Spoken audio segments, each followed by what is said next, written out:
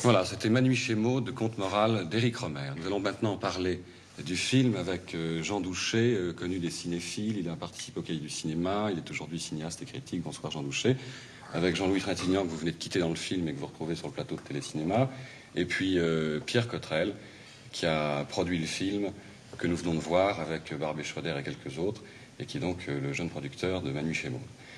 Je voudrais tout de suite souligner, avant d'aller plus loin, enfin le travail remarquable des acteurs dans le film. On a dit beaucoup, Jean-Louis Trintignant, que c'était un des meilleurs rôles de votre carrière.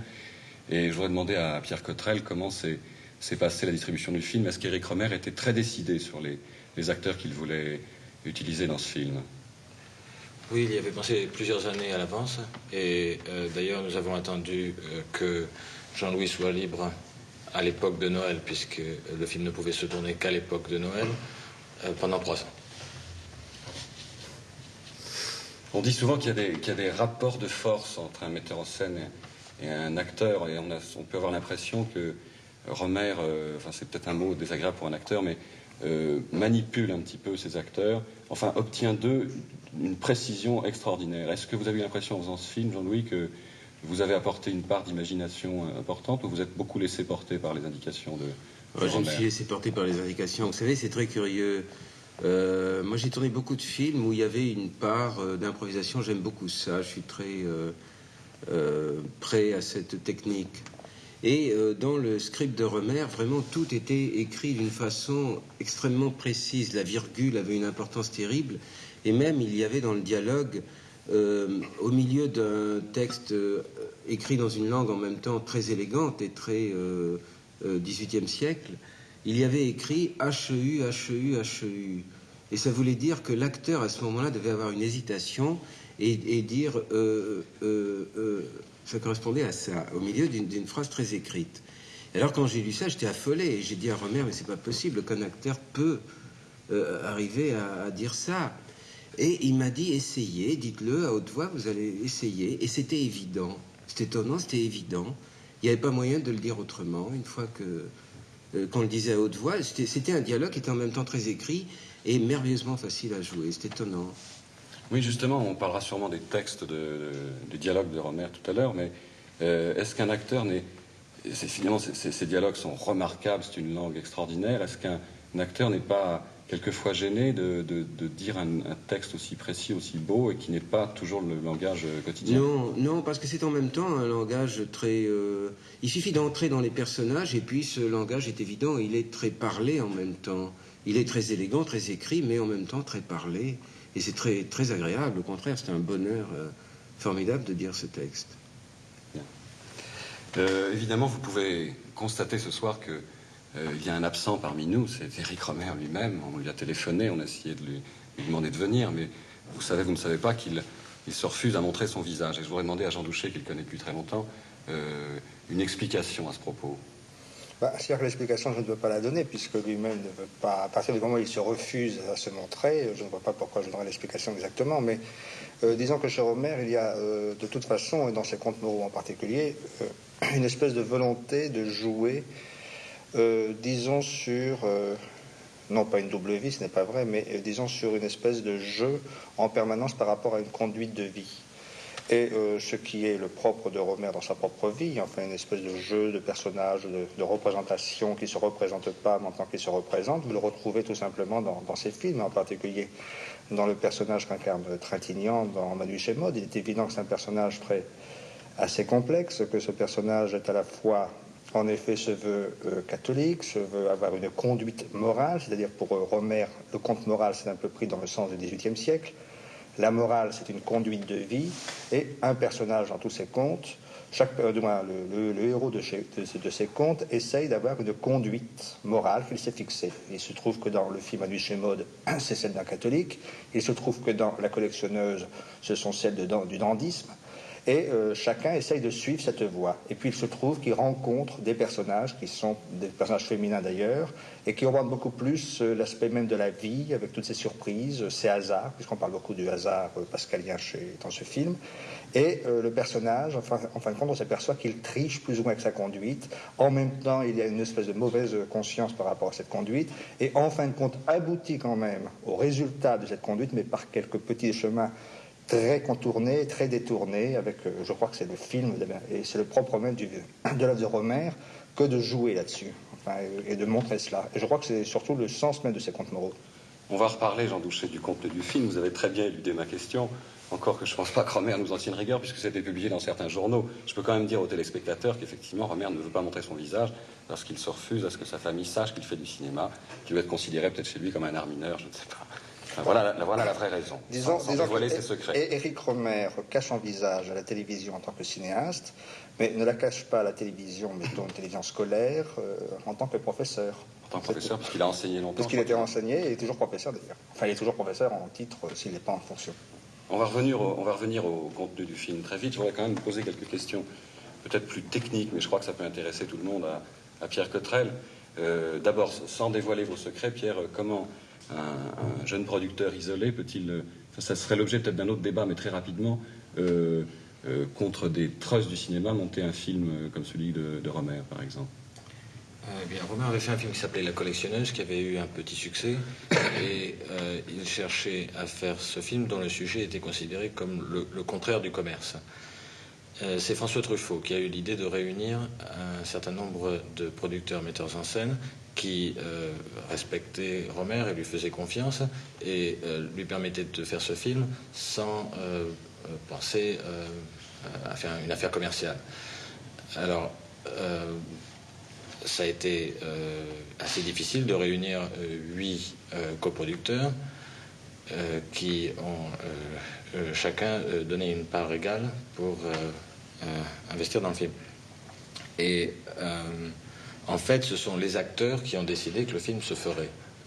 D'ailleurs, la séquence finale de la plage a été tournée 3 mois avant le reste du film, et sans qu'il y ait aucun engagement qui ait été pris de part et d'autre. Et Rohmer a monté lui-même cette séquence et l'a présentée aux acteurs. D'ailleurs, pour qu'ils continuent le film. C'est ça. D'ailleurs, je crois que Jean-Louis avait été assez étonné de voir l'équipe technique qui se trouvait à Belle-Île au moment du tournage de cette séquence-là. Oui. C'était assez improvisé. Il y avait 3 personnes, et comme il n'est pas possible quand même de tenir tous les équipements de cinéma à 3 personnes, on prenait les gens qui étaient là. Par exemple, j'avais un petit neveu ça s'est tourné à côté d'une petite maison que j'avais à Belle-Île. Il y avait un petit neveu qui était là en vacances. Il a été ingénieur du son du film. Tout ça a été un petit peu pas d'amateurisme du tout. Oui.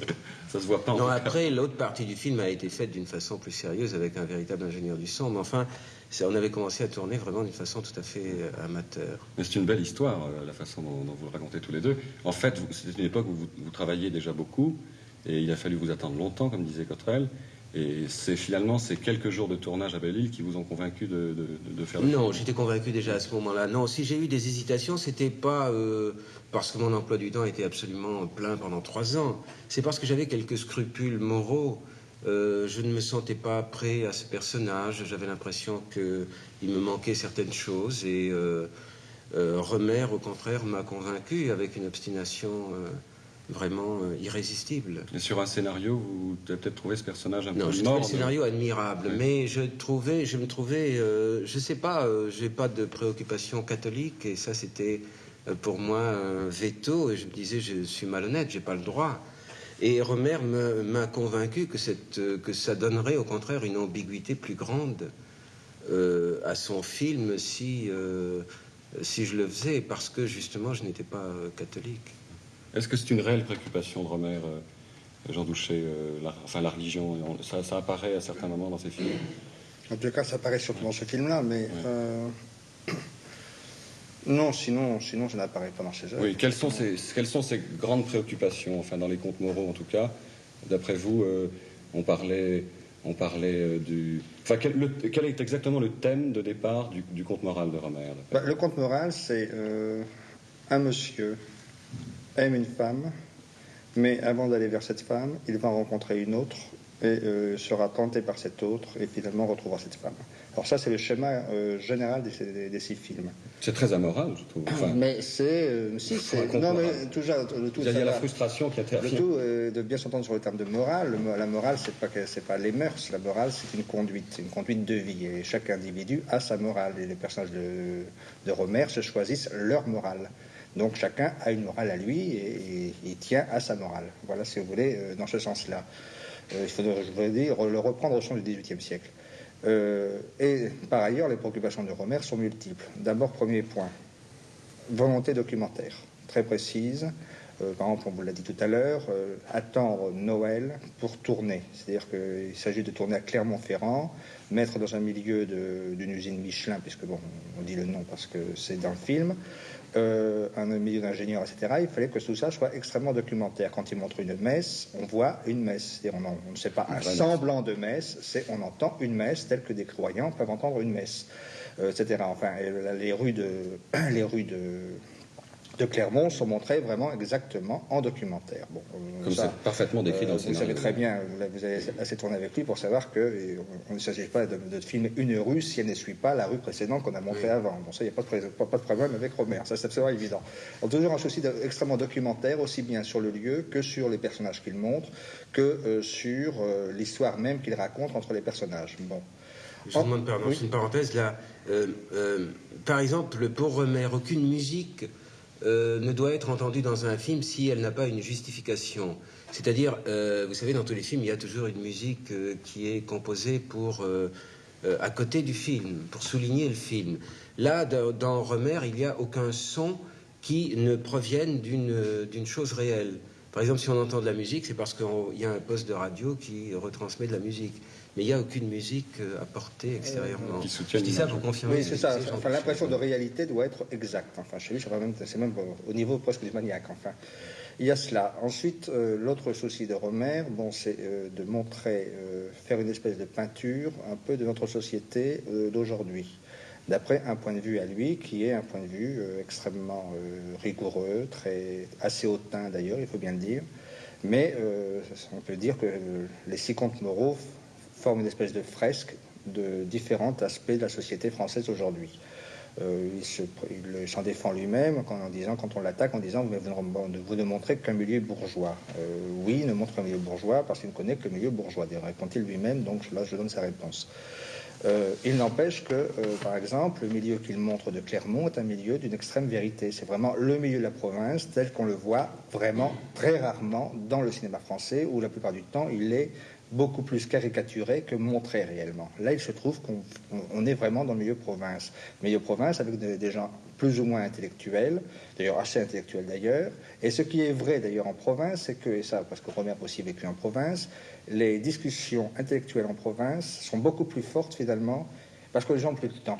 Donc, par exemple, la longue discussion sur Pascal et la longue discussion à table, elle est vraie. Elle est vraie dans un certain milieu précis, évidemment. Elle n'est pas vraie pour tout le monde, mais elle est vraie en tout cas dans ce milieu précis. Elle ne serait pas vraie à Paris, en revanche. Une référence tout de suite de Jean-Louis Trintignant, c'était une scène difficile du film, je crois, quand oui, très... vous étiez dans ce café avec... oui.